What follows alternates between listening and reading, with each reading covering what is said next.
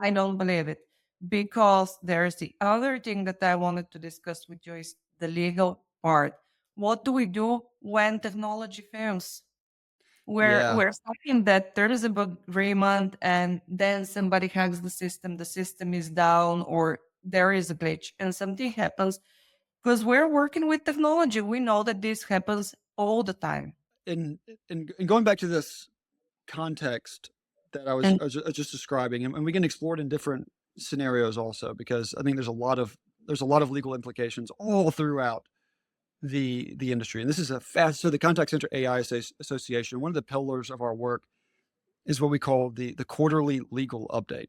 I got a lot of heat for this. When I was first starting the association, I was like, "Hey guys, we need a quarterly legal update." And everyone's like, "Dude, you're saying that because you're a lawyer." And I was like, "No, no, Doug, trust me." no, And they're no, like, "No, no, it's no, going to no, be no. You interesting. actually do need that. We Yes. need it." It is insane, the volume and the stakes for the litigation in the United States surrounding the Yeah. use of AI in customer support operations.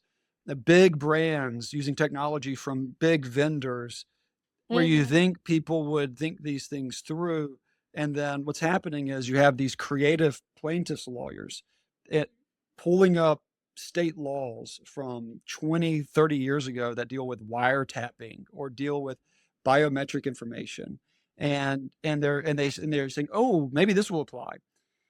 And I can go ahead and give, like, a tip here, like a little pro tip for the way these plaintiffs are finding their targets is they are looking at the patents of the vendors, especially Mhm. for the biometrics cases. This is like low-hanging fruit for the biometrics cases, which are mostly coming out of Illinois. They are so in Illinois, it is illegal to use somebody's to capture someone's biometric identifiers, which includes a voice print, without their prior written consent. With their written consent. So getting their consent over the phone that you're recording it and using AI, insufficient.